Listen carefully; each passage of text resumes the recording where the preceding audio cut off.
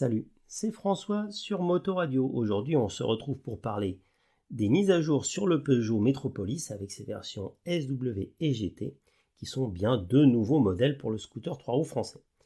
À l'échelle mondiale, l'Europe représente aujourd'hui le plus gros marché du scooter 3 roues. France, Allemagne, Italie et Espagne se partagent la plus grande partie du marché. L'Hexagone représente quant à lui seul plus de 50% des ventes européennes. En 2006, lorsque le 3 roues est arrivé en France, il a surpris et intrigué. Un nouvel engin, ni tout à fait scooter, ni tout à fait une voiture. En 15 ans, ces nouveaux véhicules ont révolutionné le concept de la mobilité urbaine grâce à des modèles confortables, sécuritaires et dont les prestations sont supérieures à un scooter 125 classique. Il est idéal pour des trajets urbains et périurbains ayant plus de performance et plus de puissance. En 2013, le Peugeot Metropolis fait une entrée remarquée sur le marché et arpente fièrement les grandes villes et les périphéries depuis lors. En 2020, Peugeot Motorcycle a présenté le facelift du Peugeot Metropolis. Dernier né du savoir-faire des usines de Mandeur, dans le Doubs, siège historique de la marque, il arbore un moteur 100% français répondant aux exigences de la norme Euro 5, portant avec lui plus de 120 ans de savoir-faire de Peugeot du côté de roues.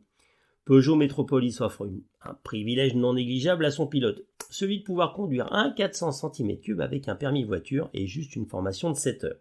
Et ces 3 roues sont en pleine actualité. Cela permet de répondre à l'exigence de pas mal d'utilisateurs, des distanciations sociales préservées, des temps de parcours garantis et une sécurité privilégiée. Le Metropolis présente un atout majeur, sa connectivité. En effet, la connectivité intégrée sur les Metropolis, à l'exception de la version active, apporte, grâce à une technologie dite e-Connect et son tableau de bord intelligent, un vrai confort et une vraie sécurité. Le tableau de bord est connecté à l'application Peugeot Motorcycle et offre un système de guidage virage par virage et permet de consulter les notifications de SMS en un clin d'œil par exemple. Son tableau de bord a été rehaussé, permettant une position du pilote plus naturelle et confortable, et surtout de garder toujours l'œil sur la route. Ces technologies empruntées à l'automobile, telles que l'ABS, le système d'allumage des warnings en cas de freinage d'urgence ou le Smart Key qui vous permet de démarrer sans avoir à mettre la clé, et sa stabilité, un peu comme le MP3 de chez Piaggio avec un système qui permet de bloquer la roue avant pour ne pas avoir à poser pied à terre quand vous vous arrêtez. Ça en fait un engin très pratique et très sécurisant. On retrouve également dans le vrai confort, on en a déjà parlé, la Smart Key, le pare-brise réglable, le plancher plat, qu'il est le seul à proposer sur son segment. Niveau look, on retrouve l'ADN Peugeot avec des canines lumineuses en guise de phare DRL à l'avant et des griffes rouges écarlates comme feu arrière, qui sont, on l'a dit, la preuve un peu de l'empreinte Peugeot en termes de design. Le moteur 400 cm3 Euro 5, on l'a dit, est fabriqué intégralement en France et développe pas loin de 36 chevaux. Plutôt des bonnes performances, des relances vives, une consommation réduite. On nous dit 3,4 litres sur route, 4,5 litres en ville, ce qui est très très raisonnable, 4,5 litres en ville. Et le gain de couple à bas régime grâce à une nouvelle technologie de gestion de l'injection permet vraiment une conduite plus agréable et plus silencieuse et plus économe par rapport à l'ancienne version. Vraiment, le moteur du Peugeot a été pensé pour réduire la consommation de carburant et surtout, du coup, permet d'avoir une super autonomie de près de 300 km avec un plein de 13 litres, ce qui vous permet de rouler en toute confiance sur l'autoroute et d'effectuer des relativement longs trajets. L'autre point et la grande amélioration, c'est l'intégration de nouvelles suspensions arrière avec des amortisseurs à gaz. C'était un peu le point faible du précédent modèle et une des critiques des passagers. La grande selle aussi permet toujours de voyager à deux en ayant pas mal d'espace.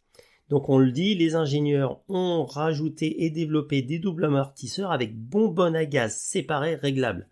Donc chaque pilote pourra ajuster facilement ce tarage qui permettra d'avoir un choix côté confort et contenu de route vraiment adapté.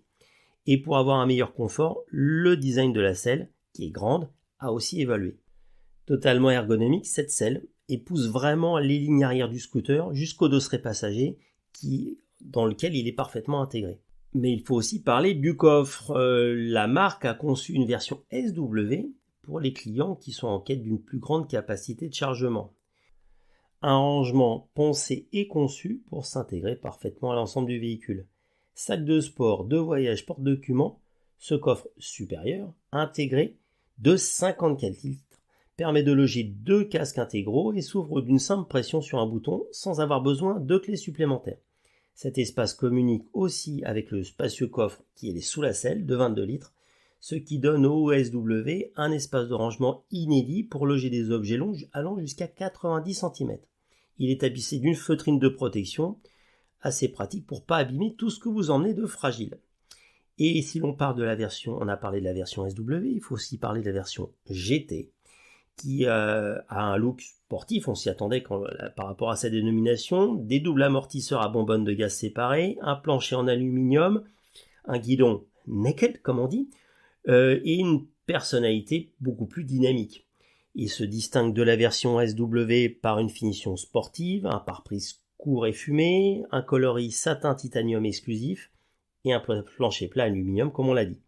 La version GT se pare aussi de jantes en 13 pouces, en aluminium noir avec un petit liseré jaune, ainsi que d'un guidon inspiré, comme on l'a dit, des codes de la moto. L'appellation GT est gravée sur le guidon et le repositionnement des boutons de frein de parking et de warning finissent de renforcer l'image sportive de cette version. La version GT remplace la précédente version RS dont le nom est utilisé par un autre constructeur. Vous pouvez retrouver le détail des tarifs, des équipements, des différentes versions du nouveau Metropolis dans le superbe article de Jack et avec une vidéo associée et les photos aussi pour le découvrir visuellement. Donc vous pouvez retrouver cet article et les photos associées sur le site Histo Auto dans la rubrique Road Story comme d'habitude et bien sûr aussi sur les pages de notre ami Jack. Jack fait son blog et Moto Radio. À bientôt.